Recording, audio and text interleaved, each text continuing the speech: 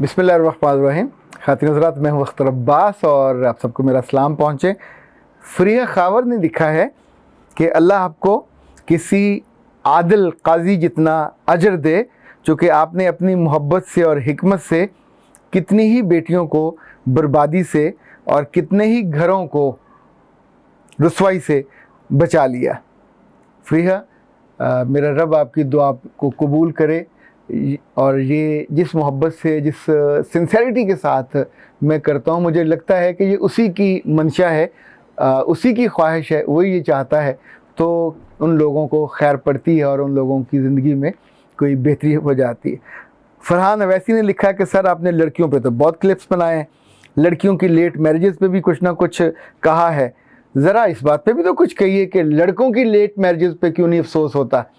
तो फरहान साहब, आप ख़ुद ही जब छोटे होते हैं तो ये अंडरस्टैंडिंग कर लेते हैं कि जी कमाएंगे और फिर जहेज़ जमा करेंगे और फिर बहनों की शादियां भी करेंगे और फिर घर भी बनाएंगे और फिर ये भी करेंगे और वो भी करेंगे, तो ज़ाहिर है वो इतना सारा आपने पैकेज जमा कर लिया होता है तो उसमें वो पूरा नहीं हो रहा होता और मंजिल आपकी आती नहीं है। इसमें कसूर किसी और का थोड़ी है। अच्छा जी, मूसा खान साहब ने लिखा है कि जिन्होंने तनकीद करनी होती है वो आधी बात सुन के भी तनकीद से लटक जाते हैं और बाज़ तो ऐसे बदकिस्मत हैं कि क्लिप को सुने बिना भी डिसलाइक कर देते हैं। बिल्कुल खान साहब, ऐसे 3-4 लोग हैं, अल्लाह जाने कौन बदकिस्मत है कि उन्हें सिर्फ़ एक ही काम करना होता है।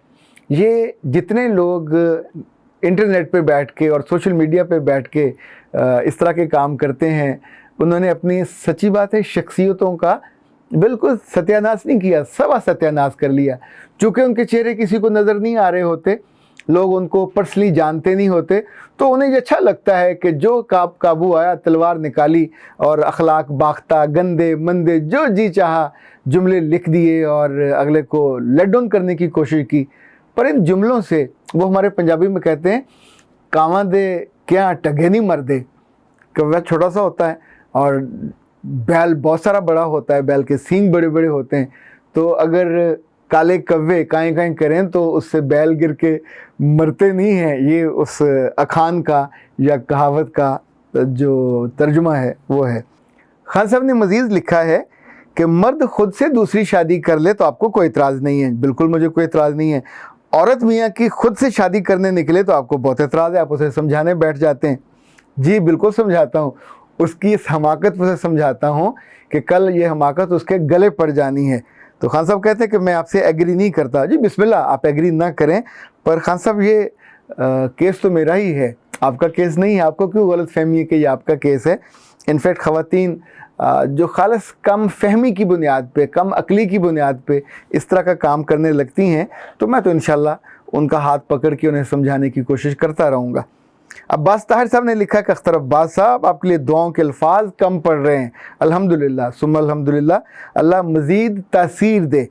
अब ये कोई नेक रूह है, 2 जुमलों में इतनी सारी मोहब्बत उन्होंने उंडेल दी है। मेरा रब इनके लिए भी इन चीज़ों को कबूल करे। मिसेज़ अखलाक जट साहिबा, अच्छा मिसेज़ और साहिबा का जो पख है जो मैंने अपनी तरफ से लगाया, इन्होंने सिर्फ अखलाक जट लिखा हुआ था, तो मैंने गस किया कि ज़ाहिर है अखलाक जट साहब तो ये नहीं लिख सकते, तो साहिबा होंगी, तो साहिबा होंगी तो ज़ाहिर है फिर मिसेस भी होंगी। उन्होंने लिखा है कि मैं पहली बार कमेंट कर रही हूँ, ज़रूर मेरा ज़िक्र कीजिएगा, आपकी बातें बहुत गौर से और शौक़ से सुनती हूँ। नहीं ना, आपका हमने ख्वाहिश पूरी कर दी है। और मिसेस उस्मान साहिबा, इनका भी मिसेस और साहिबा का मैंने ख़ुद लगाया है। उस्मान जीम ने लिखा है, मैं पूरी दुनिया में सबसे ज़्यादा उनसे प्यार करती हूँ, सोचती हूँ कि वो दूसरी शादी कर भी लें फिर भी करूँगी। हाँ, बर्दाश्त कैसे करूँगी, ये सोच ही बर्दाश्त नहीं होती। ये नेचुरल है, ये बिल्कुल नेचुरल है कि ख़वातीन को ऐसा ही सोचना चाहिए। इनफैक्ट बहुत ज़्यादा ख़वातीन तो मर्द को अपनी मलकियत ही समझती हैं। अच्छा, जिस रिश्ते की जिस तरह की नौयत होती है, उसमें अगर मोहब्बत हो और ताल्लुक़ में डेप्थ हो तो ये रिश्ते की नौयत यही होती है। जो पढ़ी लिखी ख़वातीन हैं वो ये भी सोचती हैं कि हम वफ़ादार हैं तो ये भी वफ़ादार रहे।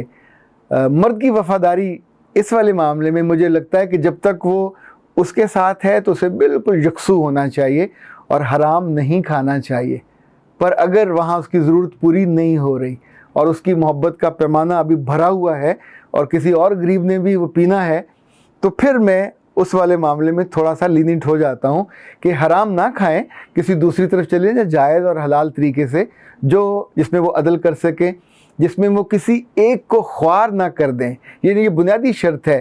مروت میں وہ لٹکی رہے ساتھ، اس کے بچے بھی لٹکے رہے ہیں، تو یہ مت کیجئے۔ اگر آپ اس کو اعتدال کے ساتھ نہیں رکھ سکتے، توازن نہیں کر سکتے، تو پھر کچھ فیصلہ بہتر کرنا چاہیے۔ ملک ریان صاحب نے لکھا ہے کہ بہت خوبصورتی سے آپ بالکل باریک باریک باتیں بھی بتا جاتے ہیں۔ آگے کچھ اور بھی تعریفی جملے لکھے ہیں، وہ اصل میں اتنے شدید ہیں کہ میں خود شرما گیا اور میں نے ان کو سنسر کر دیا۔ خواتین حضرات، آج کا جو اہم سوال ہے وہ اجمل علی نے کیا ہے۔ انہوں نے پوچھا کہ مینوپاز کیا ہوتا ہے۔ یہ سوال اس سے ملتا جلتا عائشہ نے بھی کیا تھا۔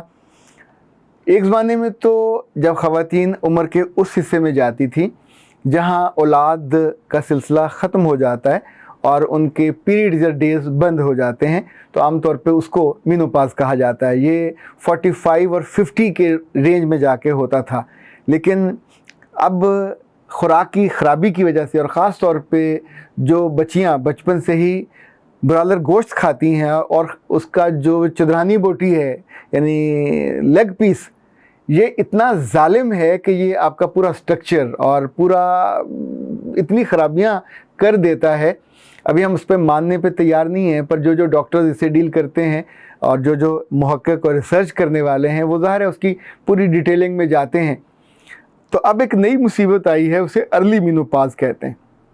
یہ 30 سال میں بھی ہو سکتا ہے، 35 سال میں بھی ہو سکتا ہے، یعنی جب بھی کسی خاتون کا انٹرنل سسٹم نئی نسل کو برتھ دینے میں اور اس کو آگے لے کے چلنے میں انکار کر دے، تو اس کا مطلب ہوگا کہ اب اس کا مینوپاز کا آغاز ہو گیا اور اس کے پیریڈز بند ہو جائیں گے۔ یاد رکھیے گا، یہ سب کے لیے ایک جیسا نہیں ہوتا۔ اس کا بہت سارا تعلق آپ کی خوراک سے ہے، آپ کے ماحول سے ہے، آپ کے اٹھنے بیٹھنے کے مینرزم سے ہے، آپ کے جہاں آپ رہتے ہو، جس خاندان کی آپ لڑی ہو، اس سے ہے۔ میں ایسی خواتین کو بھی جانتا ہوں کہ جنہوں نے 15 16 بچے، اور 16واں بچہ ان کا اس وقت دنیا میں آیا جب ان کی بہو نے بھی بیٹے یا بیٹی کو جنم دیا، اور مجھے ان کے الفاظ یاد ہیں کہ جب وہ آتی ہے اور اس کا بچہ بھی اٹھائے پھرتی ہے، اور ادھر میرا بچہ، میرے چھوٹے بچے، تو مجھے بہت شرم آتی ہے، لیکن ان کے ابا کہتے ہیں کہ جس بات کا اللہ نے ابھی ہمیں استحقاق دیا ہوا ہے اور اس نے اپنا فضل اور کرم کیا ہوا ہے، صحت تمہاری اچھی ہے، تو ہم کیوں روکیں؟ ہمیں اپنے خاندان کو بڑھانا چاہیے، رزق اللہ دینے والا۔ اچھا، یہ بھی ایک کمال چیز ہے، جن لوگوں کو اپنے رب پہ بہت یقین ہوتا ہے اور وہ بچوں کی پڑھائی سے اور ان کی تعلیم سے اور تربیت سے اور کپڑوں سے اور شادیوں سے نہیں ڈرتے اور خود کو خدا نہیں سمجھتے، اور وہ سوچتے ہیں کہ جس رب نے اولاد دی ہے وہ ان کو سنبھالے گی بھی، پڑھائے گی بھی، بڑا بھی کرے گی، شادیاں بھی کرے گی، اور ان کے جو رزق ہے اس میں بھی کمی نہیں آئے گی۔ رزق صرف پیسے تھوڑی ہوتے ہیں، رزق میں آپ کی محبت ہے، رزق آپ کی قسمت ہے، رزق آپ کی دوستیاں ہیں، رزق آپ کی فراخی ہے، رزق آپ کی امید ہے، رزق آپ کی آسودگی ہے، رزق آپ کی ریلیشننگ ہے، رزق آپ کا خاندان ہے۔